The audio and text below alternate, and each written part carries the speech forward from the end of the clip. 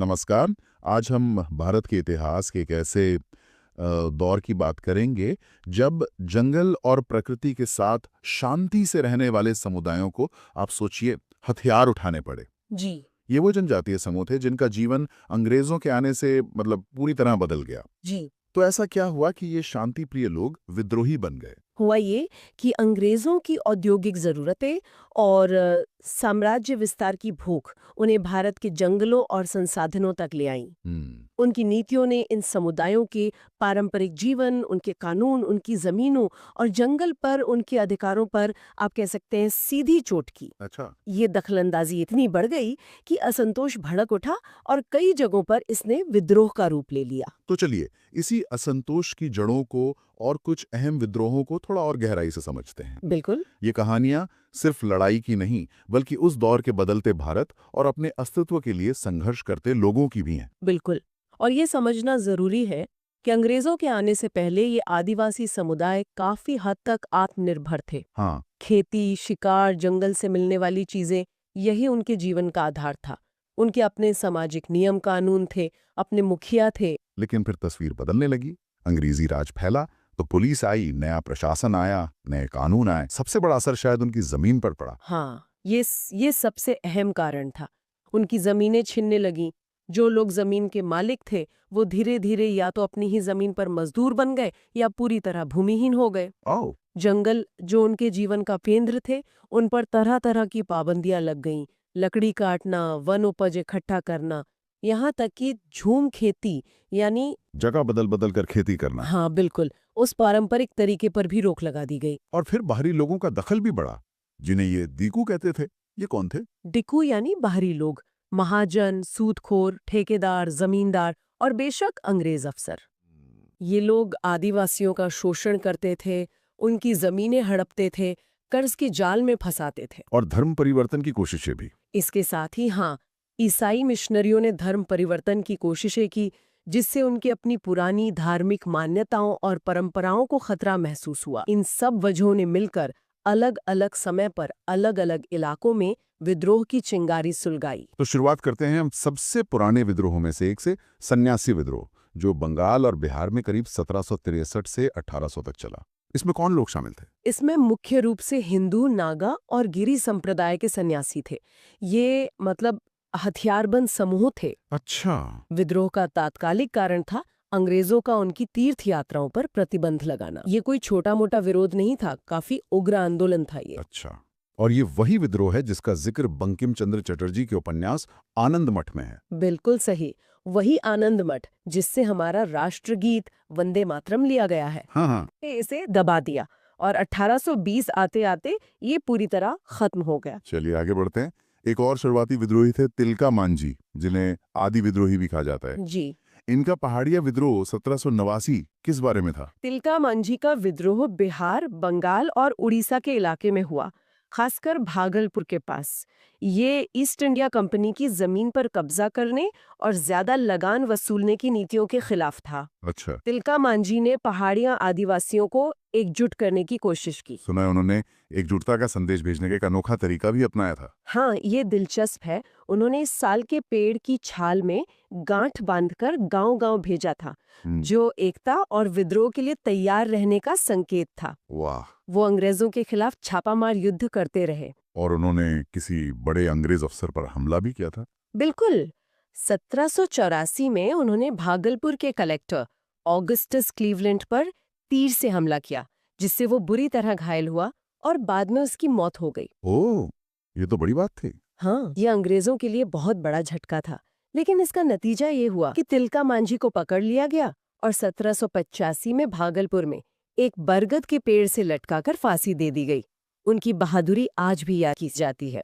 अब बात करते हैं चुआड़ विद्रोह की, जो काफी लंबे समय तक, करीब 1769 से 1805 तक चला। ये बंगाल के जंगल महल इलाके में हुआ। इन्हें चुआड़ क्यों कहा जाता था? दरअसल ये वहाँ के भूमिज आदिवासी थे। अंग्रेज अधिकारियों ने तिरस्कार से चुआड़ कहते थे, जिसका मतलब थोड़ा असभ्य या जंगली जैसा होता है। अच्छा। ये लोग जंगल साफ करके खेती करते, शिकार करते और वन उपज पर जीते थे। इनमें से बहुत से स्थानीय जमींदारों के लिए पाइक यानी सिपाही का काम करते थे। पाइक? ये क्या था? पाइक एक तरह के, आप कह सकते हैं, वंशानुगत सैनिक या चौकीदार होते थे जो जमींदार के लिए काम करते थे। ठीक है। अपनी सेवा के बदले उन्हें टैक्स फ्री जमीन मिलती थी, जिसे पाइकान जमीन कहते थे।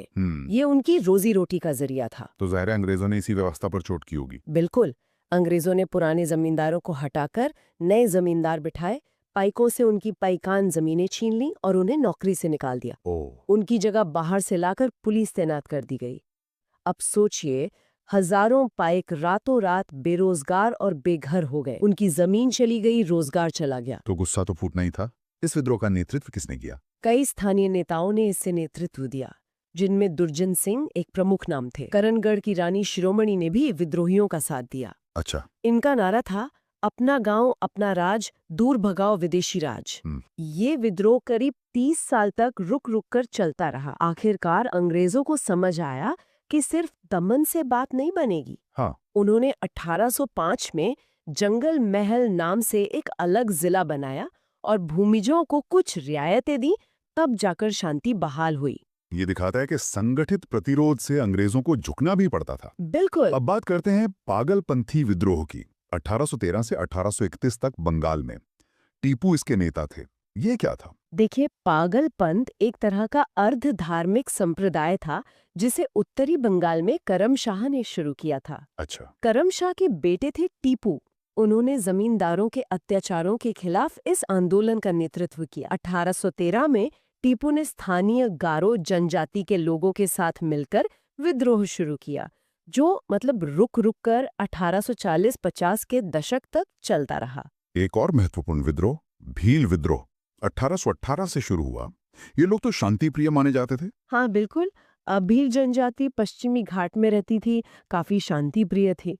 लेकिन 1818 में एक संधि हुई, जिसके बाद भीलों के बाहरी और आंतरिक मामलों में अंग्रेजों का दखल बहुत बढ़ गया। जंगल के उपयोग पर रोक, कर बढ़ाना। जी हाँ, उन्हें जंगल के उत्पादों के उपयोग से वंचित किया गया, टैक्स बढ़ा दिए गए। इस सब से वो उग्र हो गए। क्या इसे दबाया जा सका? अंग्रेजों ने सेना भेजी, लेकिन वो घने जंगल थे। भीलों को इलाके की अच्छी जानकारी थी, तो विद्रोह को पूरी तरह कुचलना बहुत मुश्किल साबित हुआ। अच्छा। अंत में एक ब्रिटिश प्रतिनिधि थे, कर्नल वॉल्टर। उन्होंने आदिवासियों से समझौता किया, करों और वन अधिकारों में कुछ रियायतें दी। लेकिन अंग्रेज चाहे जो दावा करे, भील क्षेत्रों में स्थायी शांति कभी पूरी तरह स्थापित नहीं हो पाई। फिर आता है फराजी विद्रोह, बंगाल में 1820 से 1858। दादू मीर इसके नेता थे। हाँ, फराजी लोग शरीयतुल्लाह द्वारा चलाए गए एक संप्रदाय के अनुयायी थे। उनके बेटे दादू मीर, जिनका असली नाम मोहम्मद मोहसिन था, उन्होंने किसानों को अंग्रेजों और जमींदारों के खिलाफ संगठित किया। इनका एक नारा भी था शायद। हाँ, उनका नारा था कि समस्त भूमि का मालिक खुदा है। ये विद्रोह 1857-58 तक चला और बाद में कई फराजी वहाबी आंदोलन में शामिल हो गए। छोटा नागपुर का कोल विद्रोह 1831-32 भी काफी अहम है। जी, झारखंड क्षेत्र के कोल आदिवासी अंग्रेजों के आने से पहले ये अपने पारंपरिक मुखियाओं के अधीन आजाद थे। लेकिन फिर वही कहानी। हाँ, अंग्रेजों ने गैर आदिवासी साहूकारों और जमींदारों को बढ़ावा दिया। नतीजा, कोलों को अपनी जमीनें गंवानी पड़ी, भारी कर चुकाने पड़े और ब्रिटिश न्यायिक नीतियों ने उनकी मुश्किलें और बढ़ा दी। इसका नेतृत्व किसने किया? इस विद्रोह के एक प्रमुख नेता थे बुद्धू भगत। उन्होंने 1831-32 में अंग्रेजी सरकार और बाहरी लोगों मतलब दिकुओं के खिलाफ विद्रोह का नेतृत्व किया। काफी हिंसक था ये। हाँ, इसमें कई गैर आदिवासी मारे गए और उनके घर जला दिए गए। हालांकि 2 साल के अंदर ही अंग्रेजों ने इसे बड़ी बेरहमी से दबा दिया। उत्तर पूर्व में भी विद्रोह हुए, जैसे खासी विद्रोह 1830-33। हाँ, असम और मेघालय के पहाड़ी क्षेत्रों में। इसका मुख्य कारण था अंग्रेजों द्वारा स्थानीय खासी जनजाति के लोगों को जबरदस्ती सड़क निर्माण के काम में लगाना। और नेता? इसके विरोध में तीरथ सिंह के नेतृत्व में विद्रोह हुआ, जिसे 1833 में अंग्रेजी सेना ने कुचल दिया। पंजाब में कूका विद्रोह 1840-1872 का जिक्र भी आता है। ये कैसे शुरू हुआ? कूका विद्रोह की शुरुआत असल में एक धार्मिक सुधार आंदोलन के रूप में हुई थी। सिखों के नामधारी संप्रदाय के लोग कूका कहलाते थे। अच्छा। भगत जवाहर मल, जिन्हें सियान साहिब भी कहते थे, बालक सिंह और बाद में राम सिंह ने इसकी शुरुआत की। लेकिन धीरे धीरे ये अंग्रेजों के खिलाफ एक राजनीतिक विद्रोह बन गया। सुना है उन्होंने अपनी सरकार भी बना ली थी। हाँ, ये दिलचस्प है।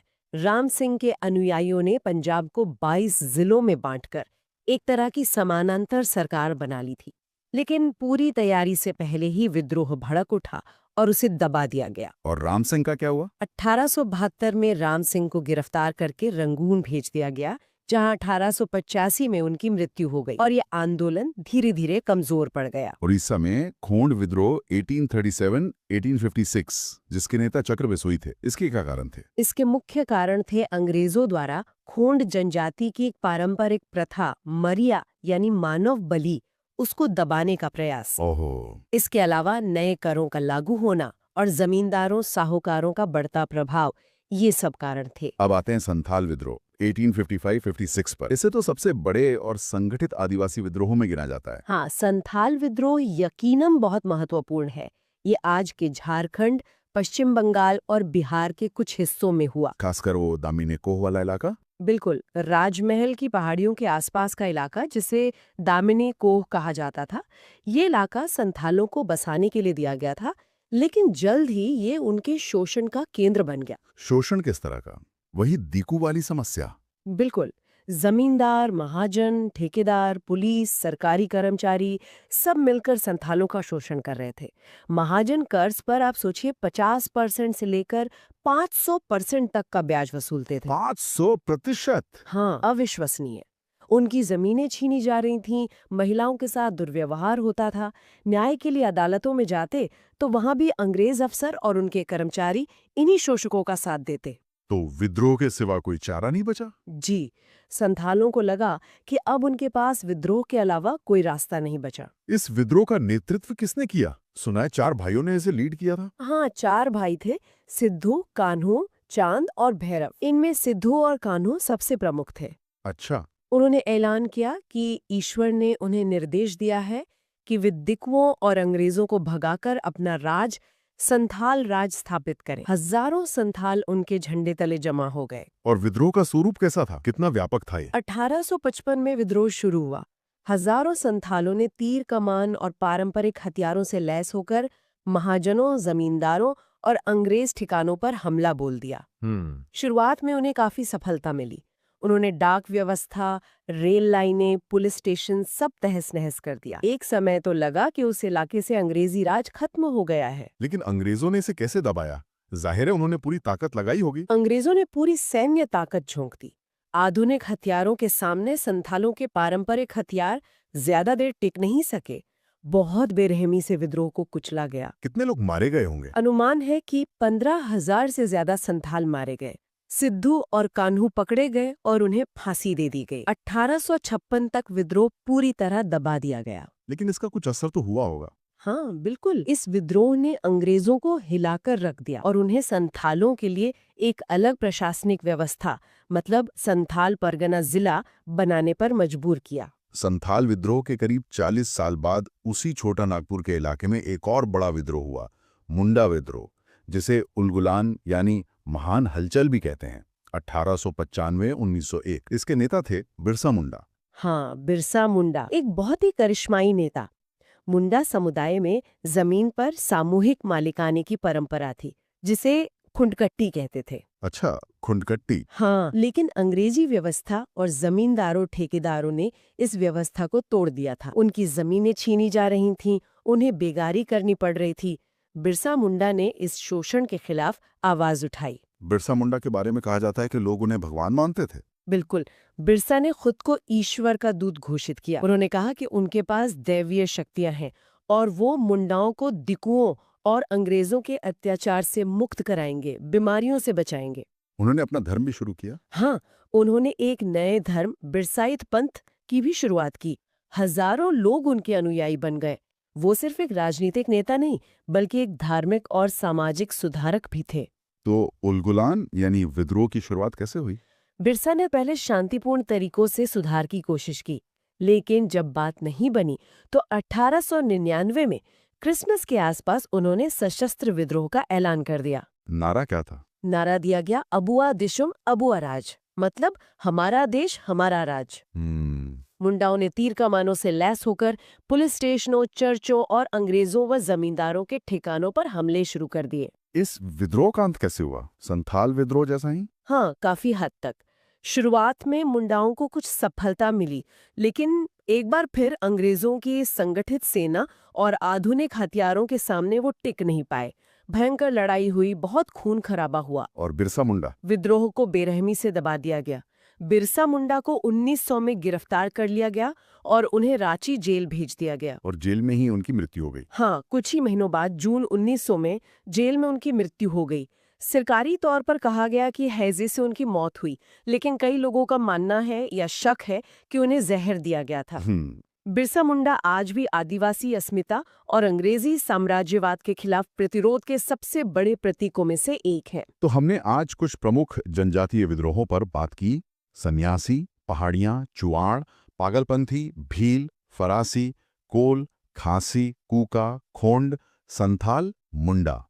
ये सिर्फ कुछ उदाहरण हैं, ऐसे कई और छोटे बड़े विद्रोह उस दौर में हुए। ये सब क्या दिखाते हैं? ये दिखाते हैं कि भारत के आदिवासी समुदायों ने अंग्रेजी राज और उसके साथ आए शोषणकारी तंत्र को चुपचाप स्वीकार नहीं किया। उन्होंने अपनी जमीन, जंगल, संस्कृति और आजादी के लिए जबरदस्त संघर्ष किया। हाँ, हर विद्रोह की अपनी कहानी थी। बिल्कुल, हर विद्रोह की अपनी खास वजहें थीं, अपने नेता थे, अपनी कहानी थी, लेकिन सबके मूल में अंग्रेजी नीतियों से उपजा गहरा असंतोष और अपने अस्तित्व को बचाने की लड़ाई थी। भले ही अंग्रेज अपने सैन्य ताकत से इन विद्रोहों को दबाने में कामयाब रहे, लेकिन ये संघर्ष बेकार नहीं गए। इन्होंने प्रतिरोध की एक विरासत छोड़ी। बिल्कुल, ये उस अदम्य भावना का सबूत है जो बाहरी दमन के सामने भी झुकी नहीं, और कहीं न कहीं इन विद्रोहों ने आने वाले स्वतंत्रता संग्राम के लिए भी जमीन तैयार की। चलिए आज की इस चर्चा के आधार पर श्रोताओं के लिए एक आसान सा सवाल पूछते हैं। किस जनजातीय नेता को आदि विद्रोही के नाम से भी जाना जाता है? थोड़ा रुक कर इसका जवाब हमने आज की चर्चा में दिया है। वो थे तिलका मांझी। सही। और जाते जाते एक सवाल सोचने के लिए छोड़ जाते हैं। हालांकि ये विद्रोह अपने तात्कालिक लक्ष्यों में शायद पूरी तरह सफल नहीं हुए, क्या आपको लगता है कि इन शुरुआती संघर्षों का आज भी कोई महत्व है? क्या आज आदिवासी अधिकारों की जो बातें होती हैं, उनकी जड़ें कहीं ना कहीं ऐतिहासिक संघर्षों में भी खोजी जा सकती हैं? इस पर जरूर विचार कीजिएगा। जरूर। आज के लिए बस इतना ही।